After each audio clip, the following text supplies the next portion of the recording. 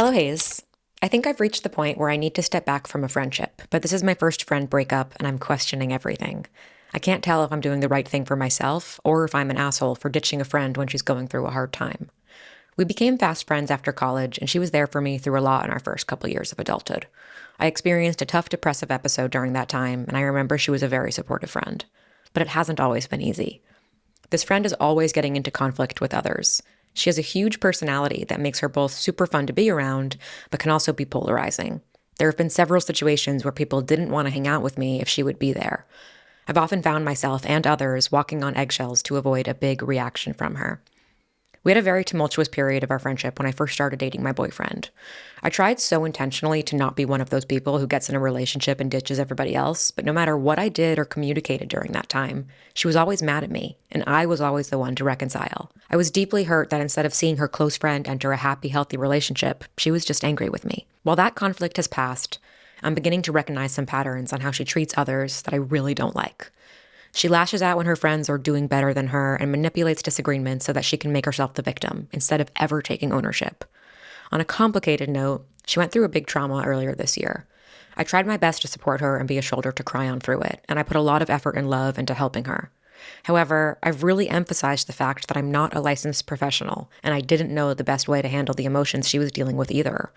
I've suggested therapy to support her healing process more times than I can count. She still hasn't seen a therapist, and it's been about 8 months since everything happened. In the last couple of months, all of her combative tendencies have heightened, especially to her support system, myself included. It's almost like she's testing us. I recognize everything she's going through, but it's also deeply frustrating and sad to see her lashing out and not getting professional help. I'm aware that some of her behavior is a trauma response, but as someone who's been through serious trauma of my own, I've had the long-standing belief that trauma does not give you an excuse to be an asshole, especially to the friends who are helping you. I've discussed the whole situation with my boyfriend and my North Star bestie, and they both told me separately that this friend has treated me and others poorly for years, and they would support me if I pulled back. I feel like I definitely need to step away, but this choice is making me deeply uncomfortable. I would really prefer to have her back through thick and thin, and I'm disappointed our friendship has come to this. I feel a strong need to defend myself on why I'm taking a step back instead of just doing so, which you can probably see in this letter. How do I navigate these feelings, Hayes? I'm working on a slow fade out with no explosive conflict, but every time she texts me or tries to make a plan, I feel like a terrible person when I say no. Maybe I could be a group setting friend with her instead of feeling the brunt of her emotions one-on-one. I just don't know how to set these boundaries without feeling bad about myself and letting her down, even though it feels like the right decision at this point. It's also confusing and really making me question myself. Yours, baby's first friend breakup. I think there certainly are some friendships where I would recommend a slow fade as a form of winding the friendship down. I actually think there are, even though I know that's kind of controversial, I do think there are some friendship dynamics and situations where that is the best thing to do. It's the kindest thing to do. It's what makes most sense, but I'm not sure that that is the right approach for this friendship and for this situation. We'll circle back on that towards the end. We can talk about what is the right thing to do and why I don't think that's the case, but I don't think it's the case here. But again, let's come back to that. One of the hard parts about this dynamic is we're not just talking, as you see, baby's first friend breakup. Like, we're not just talking about how to wind down a friendship. We're talking about how to wind down a friendship when the part of the reason you're winding it down, or connected to the reason why you're winding it down, is the fact that this person is going through something and it's making them turn into a person that you don't like, and you have decided that you don't want to stand by them anymore. Even though I actually think it almost seems to me while reading this that you did not want to be friends with this person. And it's really hard to support somebody when you already don't really like them. It sounds to me like you were already feeling things about this friendship and about the way this person has treated you over the years, the way they treat others, the complications that she brings into your life. You were already feeling all of those things. And then this major situation happened and her behavior is becoming even more heightened. Of course, it's hard to be a rock for somebody who is going through a really shaky time in their life when you don't want to be a rock for them even when on their best day. No wonder you're feeling this way. It's almost, I don't want to say like you were looking for something to finally pull back, because I don't think that's true about you. I can see that you're really struggling with this decision and you're really struggling with this choice because you want to be supportive. You don't want to leave them hanging high to dry. But it's almost like you were just waiting for the final straw because you've known in your heart that you want to walk away from this friendship. And now the final straw is here. And unfortunately, the final straw is a really complicated one that is going to test the way you think about yourself. It is going to test the way you set boundaries with people, the way you balance taking care of yourself with, quote, doing the right thing. I find this topic to be really, really hard because when you know somebody in your life who's going through something, and there's quite a scope of going through something, and there's also quite a scope of what is traumatic, right? Not to dismiss trauma, like anything traumatic is traumatic, but there is a scope. We could drive ourselves into the ground if our only metric of like our decision making was that we want to do the right thing. We want to be a good person. And maybe that's like really wrong of me, but I don't think we can like abide by our moral compass to such an extreme that we keep things in our life that we really don't want or that are really hard for us, or that we're actually hurting the other person, because you might be hurting your friend without necessarily realizing it, but by enabling her or by just continuing to be friends with her while you're harboring all these negative feelings. Like that sucks too. I feel like we talked about that in a recent letter from somebody who wrote that they have too many friends and wants to wind down some friendships. Like it is not the nice thing to do to continue to hang out with someone and listen to them and talk with them and like make them think that you want to be their friend when you secretly feel very differently about them. That's not cool either. But it's tricky because you want to be there for her while she's going through this. And the hard truth is that, something I had been thinking about kind of recently, when I look back at my life and all of the friendship breakups I've had or the times friendships have gone south, they almost always were connected to a challenging or traumatic period in my life. Almost always. The first time that I remember having a friend break up was in middle school, right around my parents' divorce. And that is when I first started to, experience like depressive symptoms, which really I think were, I was processing some trauma around in that time of my life. And I did not really have the tools to deal with it. Obviously, I was 12, dealing with things that had been going on. And I was probably like a huge bummer to be around. I was making stuff up. I was probably not being a good friend or a good person. Like I was not a fun person to be around. And I was probably also doing some things that were antagonistic. And my friends who were the same age as me didn't want to be my friend anymore. I both don't blame them for that. And I think that that's really hard. But I feel like that's an extreme example because that's middle school. Like even if I think back to college, which was sort of the second friendship breakup era of my life, and another time where I was really acting out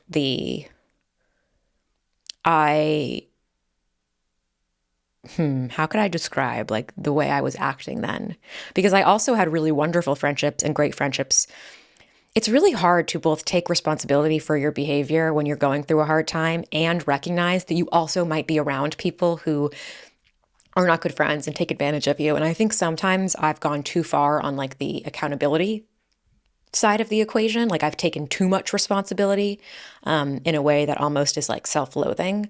And I'm trying to, especially when I think back on my life, like try to, not that I have too much self-loathing when I think about this period, because I actually feel kind of at peace with this, but I can hear myself when I'm thinking back to it that I sometimes assume the blame. And even though I definitely was to blame in parts for the ways some of my friendships ended or the ways I acted in different relationships during these hard times, they also, like other people also have to take accountability, which I see you're trying to do now too. But the reality of my life is that I have always lost friends. The reality of my previous life, I should say, I've always lost friends when I was going through something traumatic and I did not have my behavior under control. That's the key. Is like when I didn't have my behavior under control, one of the many casualties of that was that friendships were lost. And I don't always think that's necessarily my fault. It wasn't always that I did something to make the friendship end, but there was just like chaos was abound. Chaos was abound and relationships are bound to change. I say that I left that in the past because the last couple of years I've definitely also, I probably over the last couple of years had gone through probably like the most I had gone through the most challenging experience of my adult life. And I didn't lose any friends. But I think part of that is because I also had my behavior under control and I'm in a different stage of my life. Like I'm not I'm not here to I'm not acting in a way where I could lose friends now. But when I was 21, I was definitely just being a little bit more of a nut. And I don't know how old you are. It sounds maybe like you're in your mid to late 20s. I'm rambling now. I'm rambling now. Bring this in, Hayes. The point is, I want to both have empathy for your friend and empathy for you as the person who has been the one going through something hard and lost friends. But also now I'm very protective over who my friends are and who I do spend time with. And the way you're describing your friend, traumatic experience aside, it does not really sound like somebody that I would want to be friends with. Somebody who always is getting into arguments with people. I'm not like conflict averse, though I probably don't like it, but I don't choose to be around people who are always picking fights. Like if I'm in a social gathering and there's somebody I've just met and I can tell that they're the type to like pick apart, they like to debate for debate's sake, or they like to hear their own fucking voice. Like that's not a person that I personally like to socialize with. There are friends for them, they are not me. Someone who's always making themselves the victim, doesn't take accountability, that I wouldn't want to be friends with her either, separate from the traumatic incident. The boyfriend thing, like I know what you mean, that when you got into a relationship, you were trying to be really deliberate about being a person who balances all of the relationships in your life. I was also that way. I think like one of the best compliments that a friend could give me at that time was that they felt like I was always available, or like not always available because I wasn't always available, but I was always inclusive, or I never disappeared, or I still would go out to dinner on Friday night with friends and not just be at home with Brian. So I respect that in you. I don't think it's not possible though to please everybody, even when you are trying to be a person who makes time for everything in your life. Of course there are times when you're going to be with your boyfriend and not your friend, and it would be hard to be friends with somebody who didn't see your effort, didn't understand the way your life was growing. I mean, we don't need to make, you said it yourself, you feel a strong need to defend why you're taking a step back. I want to tell you that you don't need to. Like, you don't need to, well, maybe you do. I think the distinction to me is that you want to take a step back from this friendship, not just because she's going through something hard and you're scared by her feelings. You want to take a step away from this friendship because you've wanted to for a really long time. And now, given what's going on with her behavior and her feelings, it's sort of the last straw for you, which is shitty. Like that is shitty. And I think this is one of those, maybe this is a case for not waiting around for something really bad to happen in your friendships to address a problem or to pull back when you want to pull back. Maybe it's a case for that, because it is like shitty timing. I don't think you have to, though, stick around and be friends with her just because you want to be a good person. Though I do think that you need to be direct with her. I don't think a slow fade works here. And a slow fade to me is like you just you stop reaching out as much. Maybe you're not available as much. So if they text you for dinner, you're not available for dinner, the next couple of weeks are really busy. Even saying it though, like I do hear the argument that is like avoidant, it's lying, it's being indirect, it's being passive aggressive. I do hear that argument. And I think in a lot of dynamics, I would agree with you.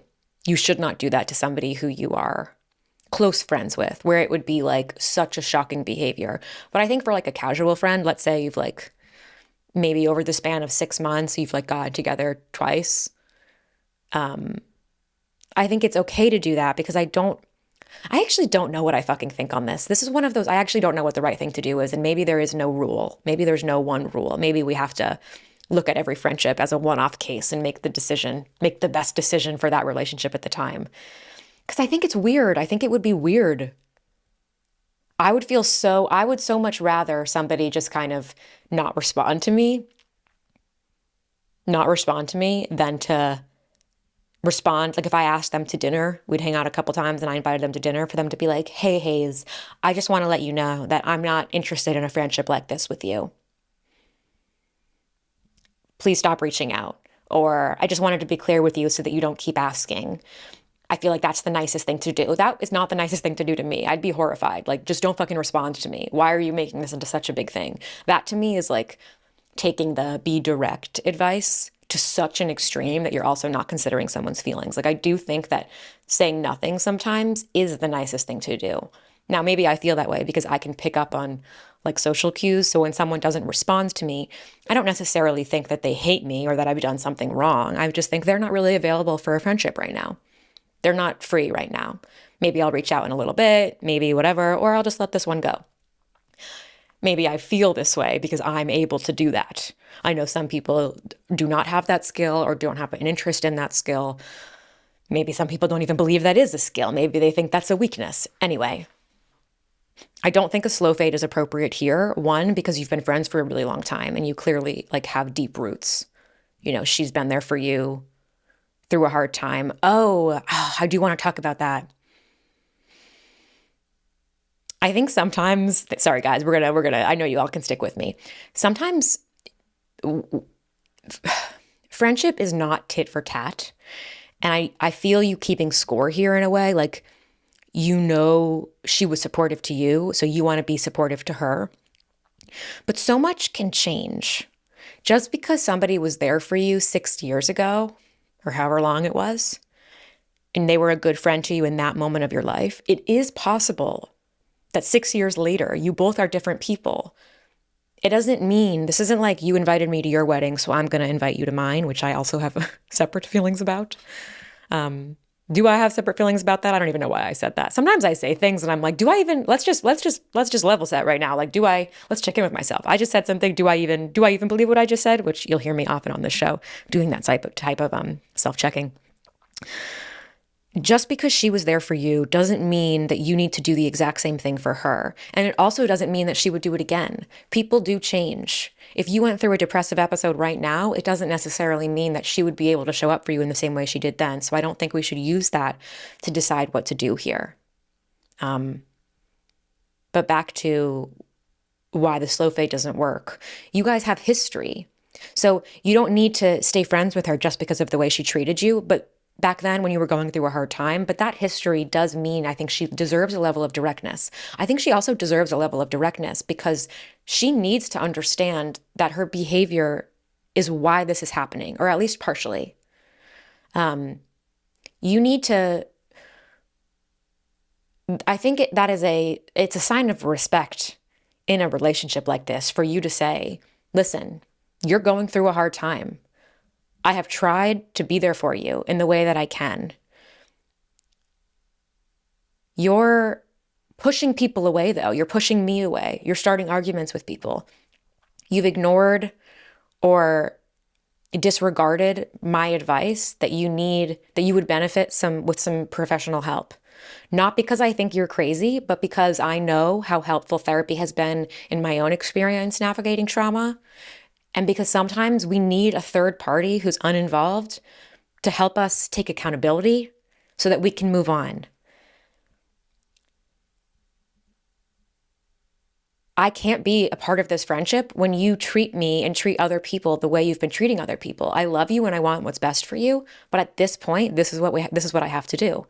I think, unfortunately, you have to have that kind of direct conversation. I mean, you don't have to do anything, but that is what I think should happen. Like, if you want to do the right thing by you and you want to do the right thing by her, that is where I think we are. I think we are being really fucking honest. But there's another question here, which is, even if she did, would you still want to be her friend if she changed her behavior? Like, if she put in the work to process what she's going through, learn better coping strategies, take accountability for her behavior, apologize, try and change, do you still want to be a part of this friendship? Maybe it's hard to know without actually seeing how things go down. You know, maybe it's hard to say. Because it's also not nice to like dangle something over somebody's head, such as, if you change, I'll be your friend, if that isn't true. It's like, if you get help, then I'll be your friend. But like, is that true? Do you want to support them through the getting help? I think it's okay if you don't. I think it's okay for you to not frame it as, these are the changes I need to see, which can be kind of condescending also. Like, I need you to do X, Y, and Z for me to participate here. I know that is part of what setting a boundary is, but actually, is that what setting a boundary is? I avoid using like the term because, one, I just think it's so easy to misuse. And we can talk about, what it is to set a boundary, and like things we want to do and things we want to see. And we can talk about our feelings without like labeling it in such a prescriptive way, which I have a weird feeling about it. So I try to avoid it. I don't think that you need to, when you tell her, I don't think that you need to promise anything. I think you just say, here's what I have to do now and why. Here's what I'm doing now and why. And that will suck. You will feel bad about yourself when you do that. You will be letting your friend down in the moment. You can't control how she reacts to that. She might become really angry. She might call you a name. She might cry. She might not react at all, but then a couple days later feel really sad about it. You can't control all of that. You can only control being honest. And I think that being honest is what has to happen at this point. The thing about suggesting someone go to therapy is so interesting. I try to imagine what it would be like to hear that from someone if I was not somebody who had already been in a lot of therapy. Like, I started to go to therapy when I was in 7th or 8th grade. I think it might have been 8th grade. I forget exactly what year it was. I started to go then. I went all through high school, went for a period in college, and then stopped for all of my 20s, and then started again 2 years ago. But it's really hard. I'm just saying this, like, I imagine it's really hard for someone else to say to you, I think that you need professional help. Or like, what you're talking about, I don't know how to fix. And I'm not saying you said the wrong thing. I do think that recommending therapy or recommending professional help is often really, really important. I feel really lucky that I received that recommendation. I don't even know if I could say I received that recommendation. I, from a very young age, understood that I needed more support than I was getting. I needed some help. So I did crazy things in order to get that help. I like, through my actions, demanded that I would receive more help because I needed it and didn't know how to articulate it. So I'm one side of the spectrum. It must be hard as an adult who maybe doesn't think they need any help. It sounds from your description like your friend doesn't take accountability and might not realize at all, or might not want to face the ways that she is destructive or unkind or reactive. It is interesting to think about I think about this a lot. Like, what is appropriate for a friend to do versus what is appropriate for a therapist to do? Or when does it become too much for a friend and then professional help is needed? I think that I like to think of a support system as like a big ecosystem. It's a big web of support.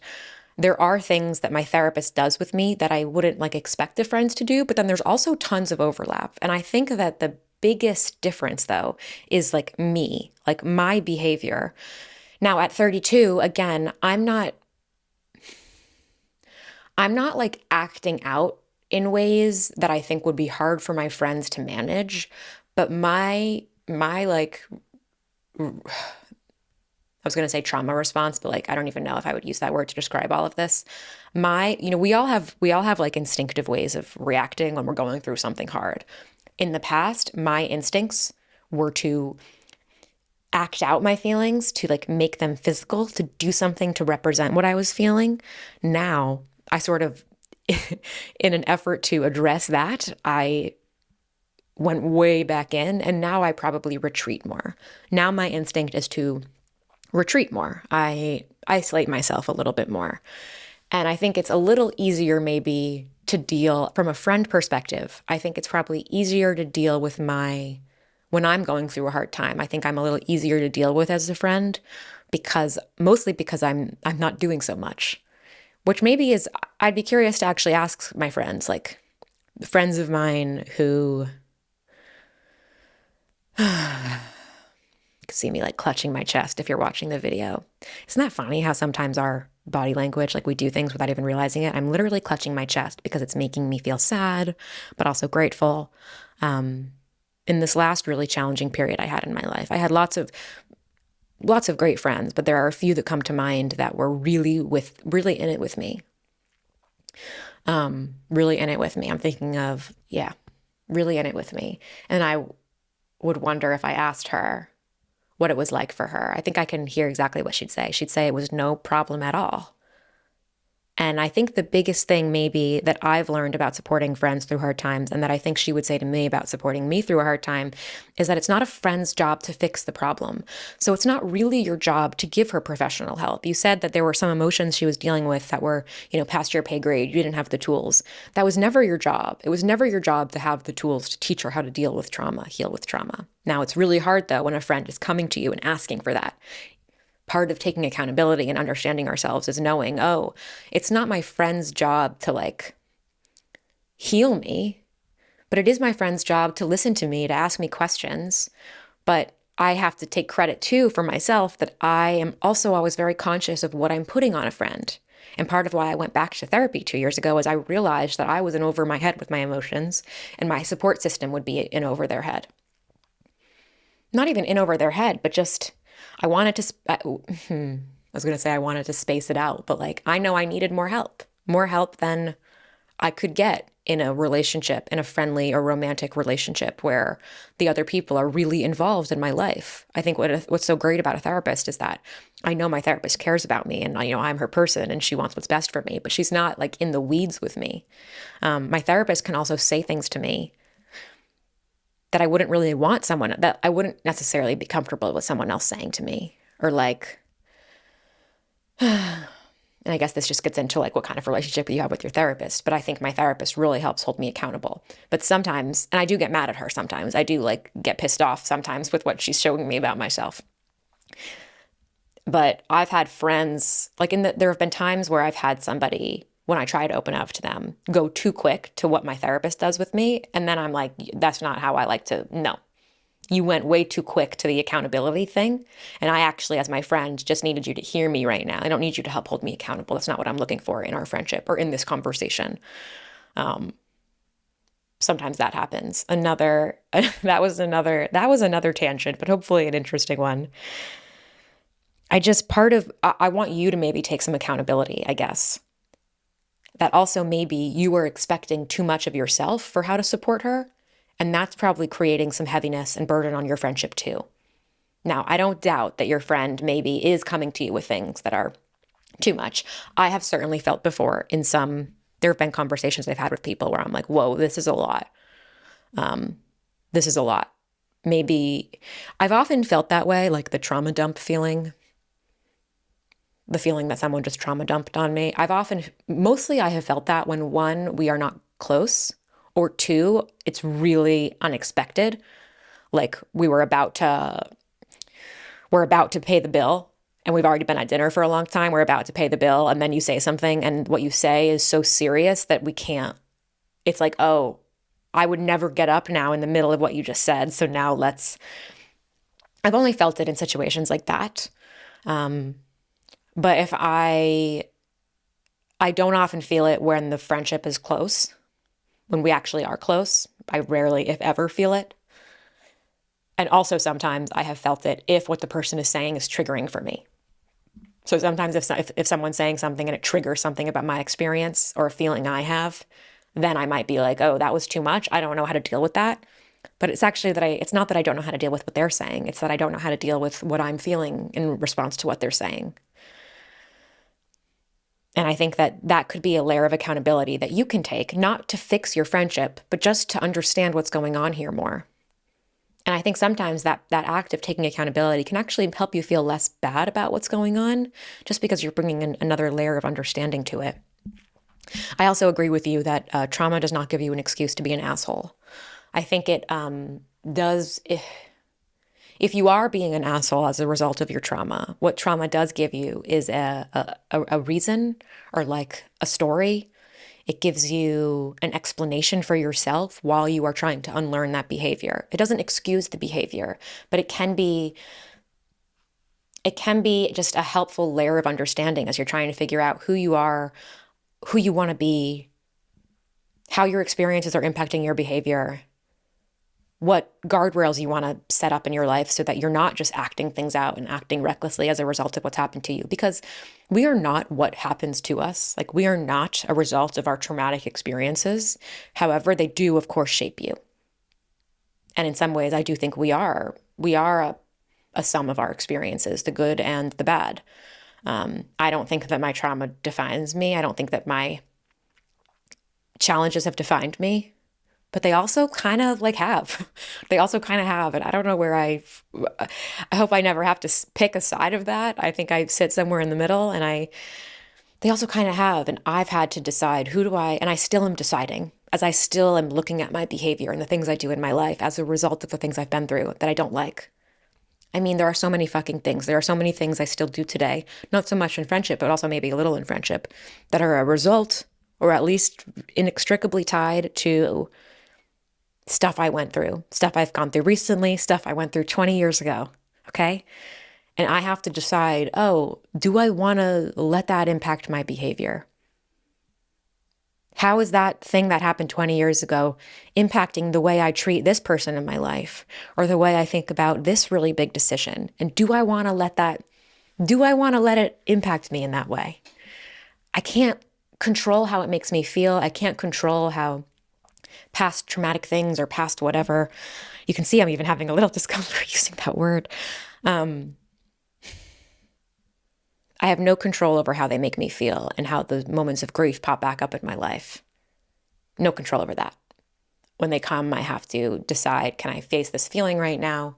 Or can I acknowledge that it's there, but shelf it for later? Because right now, anybody who's dealt with grief understands that sometimes those feelings comes and you just can't deal with it right now because you're in the middle of something.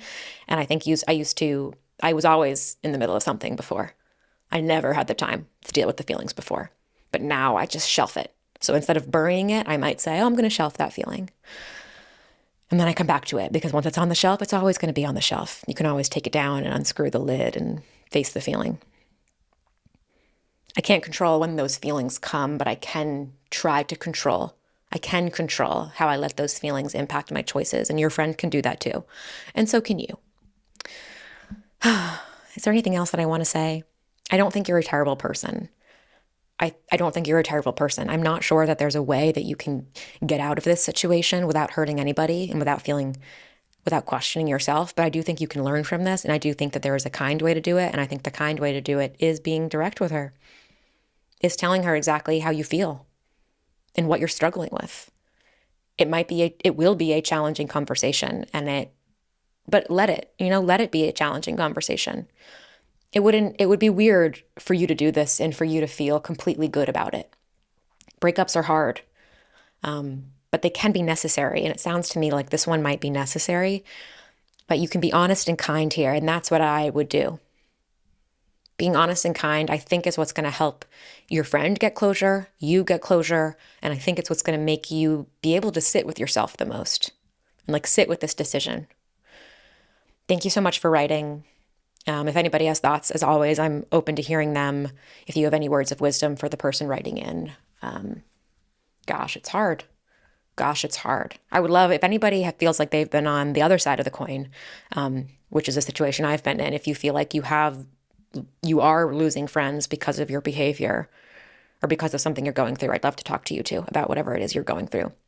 As always, send me your letters to hellohayesbusiness@gmail.com about anything that's on your mind, whether it's something in your relationship or your relationship with work, your relationship with yourself, a sibling thing, moving, whatever it is, send me your letters. I would love to hear from you. What time? It is 11:32. There were more things that I wanted to talk to you about, but I have to be at therapy in 28 minutes and I need to go to the bathroom and I'm going to be late. So I am going to wrap this up now. I love you guys. I appreciate you guys. We will yap more in the second half of next week's episode. I love you guys, and I will see you next week. Thanks so much for tuning in. I'll talk to you soon. Bye.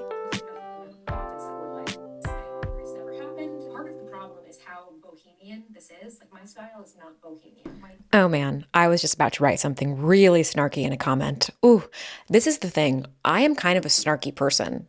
Does that come through? Can you guys tell that I'm snarky sometimes? I am a snarky person, and my favorite people in my life are those who don't, who like can handle my snarkiness. Like, I think one of the reasons Brian and I are such a good team is that he doesn't react to me most of the time. I, of course, am not a raging asshole, but there probably would be somebody who is too sensitive and who doesn't understand my snark. And I just almost wrote something really fucking snarky in a comment back. You guys tell me if I'm not gonna say it. I'm not gonna leave the comment because my comments are not necessarily the place to be snarky. But I posted this fun video of me trying to repurpose a gorgeous Ralph Lauren crochet piece that I had bought for my wedding that really just isn't my style. But it's a very special piece because of the memory that I bought it with my grandma. It is so my grandma's style. It's been such a funny thing to think about in my adult life when we could shop together and do stuff together, how much of my style then was influenced by what she liked. And now that she's here but not here, you guys know, my style is changing again. And I look at a piece like this and all I can see is like my grandma, and I will never get rid of it. And I do think I do hope that I can find a way to wear it that feels special. And maybe it is just that I'll wear that piece. It doesn't matter that it doesn't feel like me. It matters that I feel like my grandma, or I feel a piece of her with me.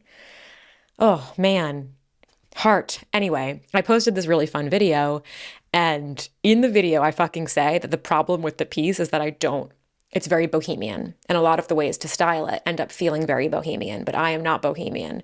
And this person, I was just in between filming that advice section and coming back to talk to you guys now, checked my YouTube instinctively. I need to work on that. And somebody wrote, they left 2 comments. Comment 1, this is a mess. Okay, cool. Comment 2, think bohemian. A pale blue long sleeveless sheer dress, large jewelry, bohemian hair, delicate shoes. And the comment I'm writing out right now is I literally said in the video that I don't want to look bohemian. Why is that making me... It's funny to realize like reactions in yourself, because I actually don't even feel mad and my feelings aren't hurt. I just feel annoyed and it's sort of like fun. It's not fun. I actually don't like that feeling in me, because I know that the next, like the sister to the fun angry feeling is like the hurt angry feeling and the ashamed angry feeling. And I want to avoid that at all costs. But like, do people just not fucking listen? Not that you need to listen to everything that everybody's saying, but they don't fucking listen. And it's a good reminder that I should not care so much because people are not listening. Okay, cancel. Don't leave that comment. I'm going to delete the notification, hide this notification, hide this notification. Oh, notification hid. It's embarrassing to even admit that I like see all of it. And I don't see all of it. I really do try to not read everything because it's just too much for one little brain to handle. But man, someone sent me on Instagram the other day a message on my new podcast Instagram account, a very old clip that I had posted from one of the Hello Hayes letters over the summer. Do you guys remember the episode where the girlfriend wrote in and she's dating somebody who's going to med school, and the title was like, my boyfriend won't rank me first, and he wanted to rank New York over Boston or Boston over New York. I forget exactly which one. Anyway, that clip has been going viral on Instagram, and I've been getting hundreds of comments, and they all start with like, physician here, doctor here, neurosurgeon here. That, of course, being a doctor maybe does give you an extra layer of insight into the situation, but it always just cracks me up when people start comments like that, as if that like makes you the arbiter of truth on this topic. Someone sent me a really sweet, long DM to my personal account, thinking that the letter was me, that I was coming to the internet to read my own letter or tell my own story.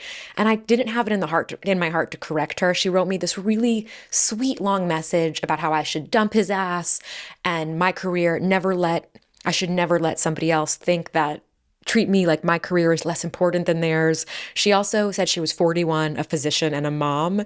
And I'm like, oh, she's got a lot. Like, she's working hard. I don't need to tell her that she was wrong. Like, I'm just going to let her have this one. Anyway, it was just, I guess, why am I sharing that? It's just another funny example of how we all on the internet, like, sometimes I'm very grateful for this audience. You guys do think critically and are listening to me a lot of the time and are listening to what I say. But you also sometimes might not be, just like I'm sometimes not. Like, I'm not always listening deeply to every little thing everybody says. Nuance can get lost. if I'm trying to achieve nuance in what I say, like somebody might not be fucking listening. They might just be listening to the first thing. And then all of this is to say, this is all good practice for me not taking things personally as much as I can, even though it does feel personal sometimes. Okay, what else did I want to tell you guys? What else did I want to tell you?